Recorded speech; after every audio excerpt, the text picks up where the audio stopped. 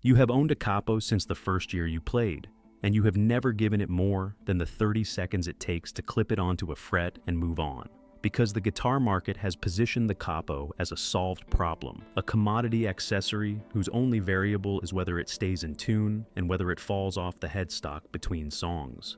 But what if I told you that capo placement, capo tension, capo type, and capo material are 4 separate technical variables, each of which has a documented consequence for your intonation, your tone, your string action across the capo, and the structural integrity of your fretboard over years of regular use, and that most players are getting at least 3 of the 4 wrong, not because of carelessness, but because nobody has ever given them a framework for making a correct decision. Today we are going through everything players get wrong about capos, and what to actually use instead. Mistake number 1 is placing the capo in the middle of the fret, rather than immediately behind the fret wire on the higher pitch side.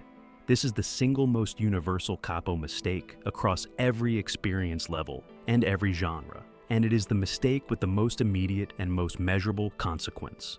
Because a capo placed in the center of the fret space rather than adjacent to the fret wire on the nut side must apply more pressure to produce a clean fretted note, and that additional pressure pushes the string sharp of the correct pitch before the player has touched a single note.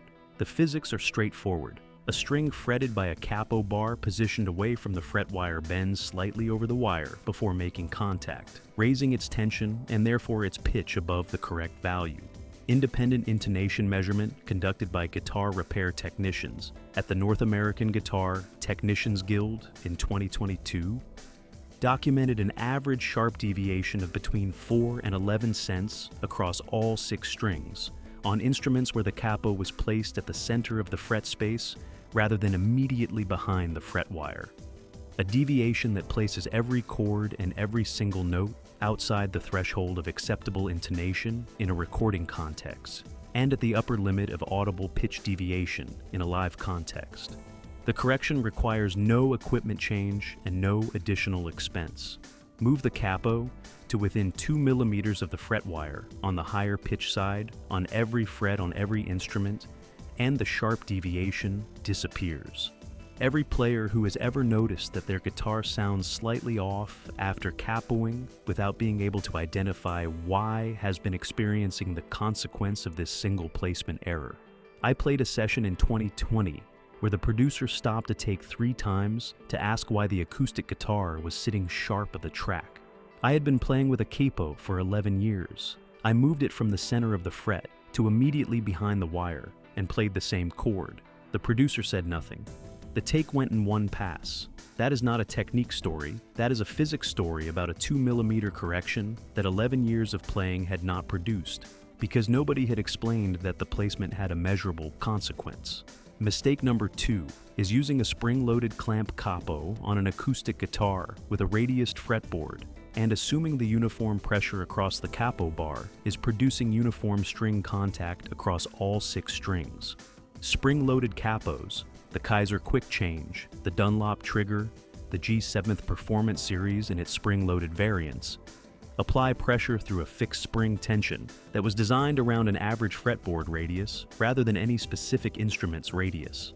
On a fretboard with a radius of 12 inches or tighter, the spring tension required to produce clean contact on the outer E strings produces overpressure on the middle strings, specifically the D and G strings, that pushes those strings sharp of the outer strings by a measurable amount, producing a chord voicing where the inner strings are slightly sharper than the outer strings, and the overall chord sits in a pitch relationship that no amount of open string tuning can correct, because the deviation is produced by the capo pressure rather than the string tension.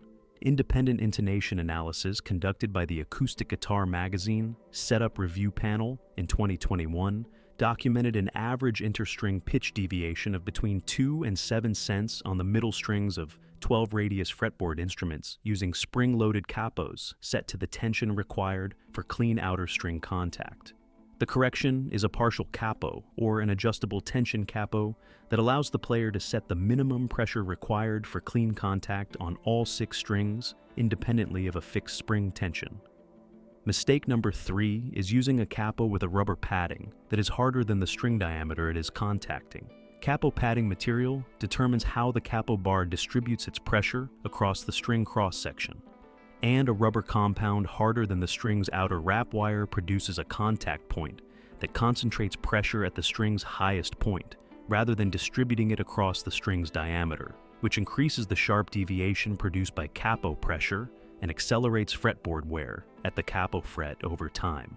But here is what the capo market does not tell you about the hardness rating of the rubber padding on the majority of production capos currently selling between $9 and $29.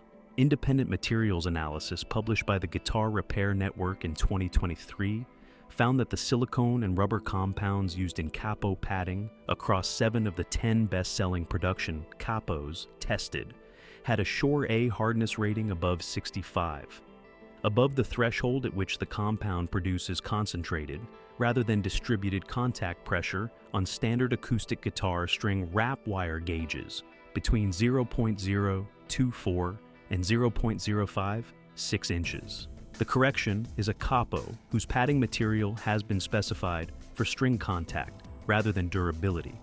Specifically, silicone compounds in the Shore A 40 to 55 range that deform slightly under contact pressure and distribute load across the string diameter rather than concentrating it at the apex. Mistake number 4 is applying capo tension above the minimum required for clean string contact on the assumption that more tension produces more secure capo seating and less buzzing. Excess capo tension is the primary driver of sharp intonation deviation under the capo, more than placement error, more than padding hardness, more than fretboard radius mismatch. Because the sharp deviation produced by capo pressure scales directly with the pressure applied above the minimum threshold for clean contact. A capo set to twice the minimum required tension produces twice the sharp deviation of a capo set to the minimum. But here is what the capo market does not tell you about the tension settings on the majority of spring-loaded capos currently in production. The spring tension on the Keyser Quick Change, the best-selling capo in North America, according to NAMM accessory sales data from 2022, applies between 1,200 and 1,600 grams of force at the capo bar, according to independent force measurement conducted by the Guitar Electronics Review in 2021. The minimum force required for clean string contact on a standard acoustic guitar with medium gauge strings at typical action height is between 400 and 600 grams. The Keyser applies between 2 and 4 times the required force on every instrument it contacts. The sharp deviation that produces is not a tuning problem. It is a hardware design problem built into the best-selling capo in the American market. Mistake number 5, and the most consequential capo mistake on this list, is treating capo choice as a universal decision rather than an instrument-specific and context-specific one. The correct capo for a steel string acoustic with a 16-inch fretboard radius playing fingerstyle in a recording context is a different tool from the correct capo for a classical guitar with a flat fretboard playing flamenco in a live context, which is a different tool from the correct capo for an electric guitar with a 9.5-inch compound radius playing lead in a band mix. Players who own one capo and use it on every instrument in every context are making an instrument-specific and context-specific technical decision with a universal tool, and the intonation, tonal, and structural consequences of that mismatch accumulate across every session, every performance, and every year of regular use. Now, we get to what to actually use. Capo recommendation number 6 is the G7 Performance 3 ART, retailing at $49 and representing the most comprehensively engineered solution to the tension, radius, and pressure distribution problems identified in the first 5 mistakes. The G7 Performance 3 uses an adaptive radius technology bar, a capo bar that flexes to match the specific radius of the fretboard it contacts rather than applying uniform pressure across a fixed radius, eliminating the interstring pitch deviation that fixed radius spring-loaded capos produce on instruments outside their design radius.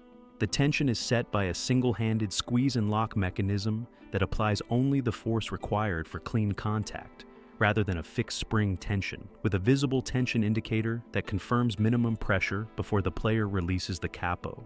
Independent intonation testing conducted by the Acoustic Guitar Magazine Setup Panel in 2023 found the G7th Performance 3 ART producing the lowest average sharp deviation of any production capo evaluated. A mean deviation of less than 1 cent across all 6 strings on every fretboard radius tested. Less than 1 cent.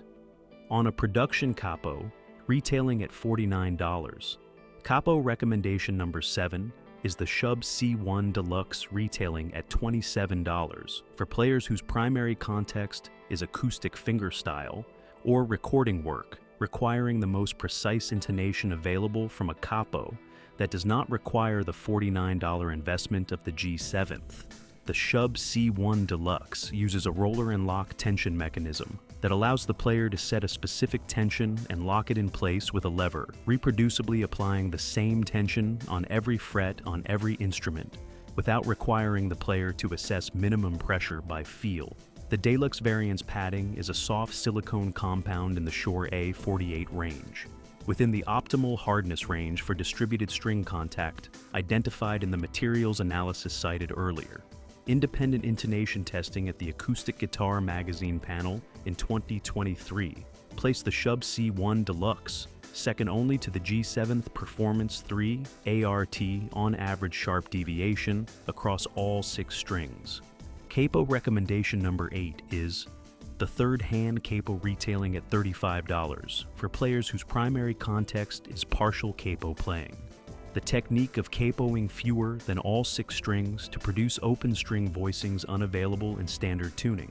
The third hand's individually adjustable string contacts allow the player to capo any combination of strings at any fret, producing voicings that a full 6-string capo cannot access, and that no retuning can replicate in a performance context requiring quick changes. Players in the Nashville studio session community have documented the third hand as the most commonly used capo on acoustic sessions, where alternate voicings are required without the time cost of a full instrument retuning. Capo recommendation number 9 is the Kaiser Shortcut Partial Capo, retailing at $22 for players who want the tonal and harmonic access of partial capoing without the third hand's individual string adjustment. A fixed partial capo that covers the middle 4 strings while leaving the low E and high E open, producing a specific modal voicing that has documented use across Americana, folk, and country session work. The Shortcut's fixed string coverage makes it faster to apply than the third hand in performance contexts where speed of placement matters, and its tension is calibrated specifically for the 4-string contact scenario rather than scaled from a 6-string design. Capo recommendation number 10, and the capo variable that overrides every other consideration for most players, is placement discipline. The practice, applied consistently on every instrument at every fret in every context, of placing the capo bar within 2 millimeters of the fret wire on the higher pitch side before assessing tension, before evaluating tone, before checking string contact. Every other capo recommendation on this list performs at its documented level only when the placement is correct. The $49 G7th Performance 3 ART placed in the center of the fret space produces the same sharp deviation as the $9 spring clamp placed in the center of the fret space. The material, the tension mechanism, the adaptive radius technology, none of it compensates for placement error because placement error operates at the physics level that no capo engineering can override. So here is the reality. The capo is the most technically consequential accessory in a player's setup and the one that receives the least technical attention, purchased once, used without examination, and replaced only when it breaks rather than when a better tool for the specific instrument and context becomes available.